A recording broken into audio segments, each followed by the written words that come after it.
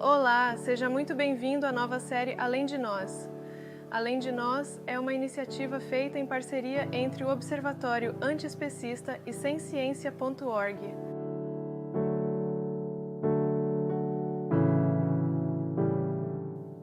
Como vivem e morrem os animais explorados pelos humanos?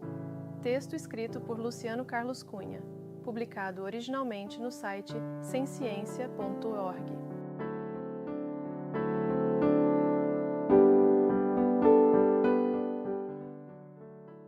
A exploração animal. Os animais não humanos são explorados e mortos pelos humanos todos os dias, para as mais diversas finalidades. São usados como alimento, vestuário, modelo de testes, para entretenimento, lazer e como trabalhadores ou ferramentas. A forma de exploração que mais mata animais é, disparadamente, o seu uso na alimentação. É estimado que pelo menos 2 trilhões de vertebrados sejam mortos globalmente por ano para consumo. Isso já significa que, em média, em um único dia, são mortos algo em torno de 5,5 bilhões de animais. Para visualizar o quão grande é esse número, basta lembrarmos que há em torno de 8 bilhões de humanos no mundo. Entretanto, a esmagadora maioria dos animais que os humanos exploram são invertebrados. Se incluirmos os invertebrados na conta, a quantidade total de animais mortos anualmente para consumo sobe para algo entre 9 e 25 trilhões. A situação geral dos animais criados para consumo. A seguir, ilustraremos como exemplo da vida típica dos animais explorados, a situação dos animais criados para consumo. Entretanto, é importante ter em conta que a situação dos animais explorados para outras finalidades é bastante similar. Os animais que são criados para consumo, além de perderem a vida, normalmente padecem de intenso sofrimento, desde o momento do nascimento até o momento em que são mortos. Devido à demanda por produtos de origem animal, as fazendas industriais estão organizadas para criar o maior número possível de animais, no menor espaço e com o menor custo possíveis. A maioria dos animais não tem espaço algum para se mover. Muitos nem conseguem se virar. Vivem em pisos de concreto ou em grades, continuamente sobre os seus excrementos, o que lhes ocasiona várias doenças e ferimentos. A situação das galinhas, frangos e pintinhos. As galinhas poedeiras vivem amontoadas em gaiolas superlotadas, em um espaço do tamanho de uma folha de papel. Permanecem de pé a vida inteira sobre os arames das gaiolas. Em alguns casos, seus pés ficam presos na malha metálica e, quando são retiradas para serem encaminhadas ao matadouro, muitas vezes suas pernas se quebram e uma parte delas é arrancada. Por sua vez, os frangos criados para a produção de carne foram geneticamente selecionados para crescerem muito rapidamente. Suas pernas não suportam seu peso, o que lhes causa lesões e dor. Vários deles nem conseguem ficar de pé. Já os filhotes machos de galinhas poedeiras não são criados para serem consumidos, pois não cresceriam tão rápido quanto aqueles selecionados para esse fim. Normalmente são então jogados em uma máquina onde são triturados vivos ou em uma lata de lixo, onde morrem asfixiados ou esmagados pelos outros filhotes jogados sobre eles. Doenças que afetam os animais explorados para consumo. Dadas as condições de superlotação, nas fazendas as doenças podem se espalhar rapidamente, dando origem a epidemias. Isso acontece tanto na criação de animais terrestres quanto aquáticos. Quando isso acontece, é comum a matança em massa de animais, incluindo dos saudáveis, mesmo quando é possível tratá-los, pois é mais barato matá-los e fazer nascer outros para substituí-los. Em relação aos animais terrestres, isso geralmente é feito enterrando os animais vivos e cobrindo-os com cal virgem ou então fervendo-os vivos. As doenças também podem ser encontradas em concentrações muito elevadas em animais aquáticos criados para consumo, embora também ocorram em alto grau entre os que vivem na natureza. Assim como acontece com animais terrestres, o fato de as fazendas de criação de animais aquáticos serem superlotadas facilita muito a transmissão de doenças. A superlotação, a má qualidade da água e do ambiente e o quão estressados ou fracos os animais estão figuram entre os diversos fatores que prejudicam as condições dos seus sistemas imunológicos, tornando-os mais susceptíveis às doenças. Além disso, as substâncias químicas presentes nos tanques podem irritar suas peles e membranas mucosas, tornando-os muito suscetíveis a germes, de modo semelhante a quando sofrem devido a ferimentos. Os crustáceos também são afetados massivamente por doenças, causando, dentre outras coisas, cegueira e deformações severas. Algumas delas podem matar populações inteiras em questão de dias. A situação das porcas. Muitas das porcas exploradas para fins de reprodução ficam 4 meses confinadas em minúsculas caixas de metal com piso de ripas. Elas não podem nem mesmo se virar e só podem se deitar ou se levantar com grande dificuldade. Seus músculos e articulações são gravemente lesionados e elas literalmente enlouquecem por nunca poderem se mover e devido ao tédio decorrente de nunca poderem exercer nenhuma atividade. Os leitões são desmamados a partir de 3 semanas de idade. Nesse momento, as fêmeas são novamente engravidadas e o ciclo recomeça até que tenham 3 anos, quando são então mortas. A situação das vacas e bezerros. As vacas, como todas as fêmeas de mamíferos, só produzem leite após darem à luz. Por isso, são engravidadas continuamente, geralmente por inseminação artificial. Os produtores não querem que os bezerros bebam o leite, pois isso diminuiria os lucros. Então, mães e bebês são separados logo após o nascimento, o que é terrivelmente traumático para ambos, que choram e gritam por vários dias. As vacas são ordenhadas normalmente por 10 meses após serem separadas de seus bebês. Depois são engravidadas novamente e o ciclo é repetido até que estejam completamente exaustas, quando então são mortas.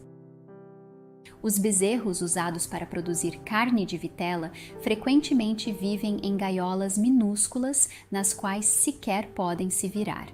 É comum que suas cabeças sejam imobilizadas para que não possam exercitar seus músculos, com o objetivo de tornar sua carne tão macia quanto possível. Por isso, são alimentados com fórmulas de baixo teor nutricional, tornando-os tão fracos que muitos nem mesmo conseguem andar quando são enviados para serem mortos. Procedimentos que envolvem mutilação. Muitos mamíferos são marcados com ferros quentes e têm arrancados pedaços de seus corpos, como partes das orelhas e das caudas. Os bois e touros têm seus chifres serrados ou queimados com produtos cáusticos. As galinhas têm seus bicos cortados com lâminas quentes. Os porquinhos filhotes têm seus dentes arrancados e as caudas cortadas. Tudo isso é feito sem analgésicos ou anestesia, pois elevaria os custos, sem aumento na produtividade. O transporte até o abatedouro. No transporte até o matadouro, os animais são colocados em grandes caminhões. Para fazer isso, usam-se espetos, martelos e bastões que dão choques elétricos nos animais. As aves são içadas como se fossem coisas, meros objetos inanimados. Geralmente são seguradas pelas pernas e atiradas nas gaiolas, o que muitas vezes quebra suas pernas e outros ossos. As condições de superlotação nos caminhões são ainda piores do que nas fazendas. Além disso, os animais são expostos ao calor ou frio extremos, não recebendo nenhuma comida ou água durante todo o transporte, pois fazê-lo não seria lucrativo. Vários animais morrem antes de chegarem ao seu destino, o que mostra o quanto sofreram na viagem. Como os animais são mortos nos abatedouros? Os animais são mortos de maneiras que causam sofrimento excruciante. Chegando no abatedouro, recebem golpes com estacas, para que se movam pelos corredores. Por vezes, recebem choques elétricos com bastões, além de chutes e socos. Quando não conseguem andar, são arrastados com ganchos cravados em diferentes partes dos seus corpos, que por vezes rasgam essas partes. Além disso, podem ver e ouvir outros animais sendo mortos e sentir o cheiro do sangue dos seus semelhantes. Depois de serem atordoados, são acorrentados pelas pernas e içados do chão de cabeça para baixo, o que por vezes quebra suas pernas. Como as filas de animais nos matadouros precisam se mover rapidamente, esse processo é feito em alta velocidade. Logo, é comum que os animais não fiquem realmente atordoados e estejam plenamente conscientes ao serem esfaqueados. Além disso, muitas vezes o esfaqueamento não os mata. Muitos deles são esquartejados, fatiados, têm a pele arrancada ou são fervidos enquanto ainda estão totalmente conscientes. Esse destino aguarda todos os animais usados na alimentação, independentemente de terem sido criados em fazendas industriais ou em fazendas de criação livre. Como os animais são mortos na pesca? A pesca é uma das formas de exploração que mais mata animais. Estima-se que sejam mortos cerca de 3 trilhões de animais por ano na pesca. Além de perderem a vida, esses indivíduos sofrem intensamente, seja nas fazendas de criação de animais aquáticos, seja na pesca em mar aberto. Na pesca com anzóis, o anzol perfura a boca ou outras partes do corpo. Ao ser arrastado para fora da água, todo o peso do peixe fica concentrado na região perfurada. Desse modo, o anzol penetra cada vez mais, rasgando a parte do corpo onde foi cravado. Os animais que são pescados com redes também sofrem intensamente. As formas mais comuns pelas quais os animais pescados morrem são órgãos internos que explodem devido à descompressão, sufocamento. É comum que os animais tenham seus corpos cortados e fatiados enquanto ainda estão conscientes. Muitos morrem esmagados devido ao peso dos outros animais empilhados ou presos nas redes, golpes na cabeça, eletrocução, hipotermia, envenenamento por dióxido de carbono ou um tiro na cabeça. Outros são cozidos vivos ou até mesmo comidos vivos. Exploração de insetos. A exploração de insetos prejudica uma quantidade gigantesca de animais. O espaço destinado aos insetos nas fazendas é ainda menor do que aquele dado aos outros animais, em proporção ao seu tamanho. Antes de retirá-los do confinamento, a prática comum é deixá-los sem comida por 12 a 24 horas, a fim de reduzir a concentração de oxigênio. Em seguida, são mantidos vivos e resfriados a temperaturas próximas a 0 graus Celsius. Métodos típicos de matá-los são o congelamento, a imersão em água quente, com temperatura superior a 80 graus Celsius. Também é comum matá-los usando micro-ondas. Outra maneira de matar insetos faz uso de fornos de túnel infravermelho. A trituração desses animais, ainda conscientes, é bastante utilizada. Atitudes opostas, dependendo da espécie das vítimas. Todo esse sofrimento e essa imensa quantidade de mortes é causada a uma quantidade gigantesca de animais não humanos todos os dias, sendo considerado algo plenamente aceitável. Na verdade, a maioria das pessoas, mesmo sem refletir, solicita que isso ocorra por meio do seu consumo de produtos de origem animal. Entretanto, se algo similar fosse feito a membros da espécie humana, a vasta maioria das pessoas consideraria tal atitude como injustificável, ou até mesmo como hedionda. Em contrapartida, a atitude de decidir colaborar ou não com a exploração animal é muitas vezes entendida como uma questão de preferência pessoal, do mesmo tipo que a escolha sobre que cor de roupa usar ou sobre que música escutar, ou como algo que apenas quem ama os animais deveria se preocupar e não como uma questão de justiça, algo que seria amplamente reconhecido se as vítimas fossem humanas. É possível justificar esse padrão duplo?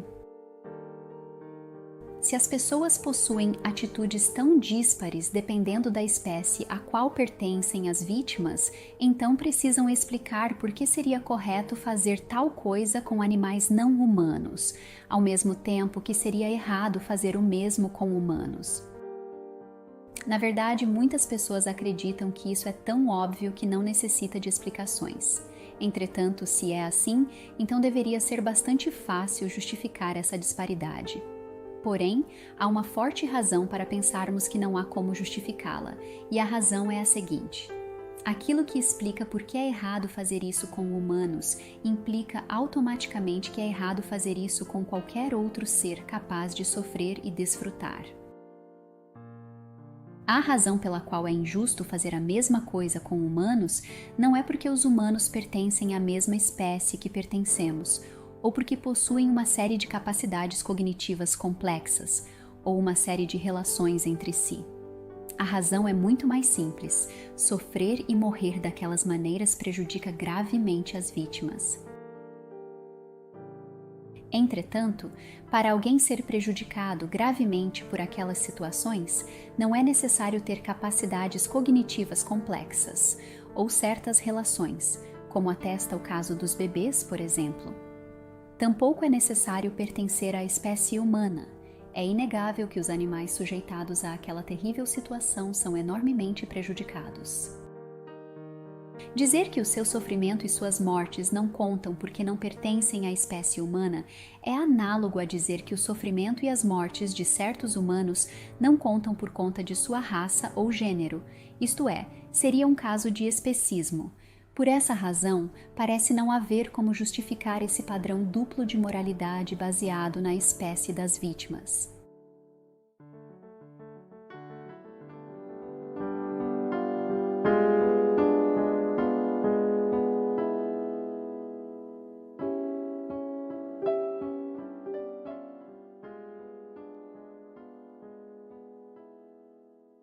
Você acabou de ouvir o texto Como vivem e morrem os animais explorados pelos humanos, escrito por Luciano Carlos Cunha.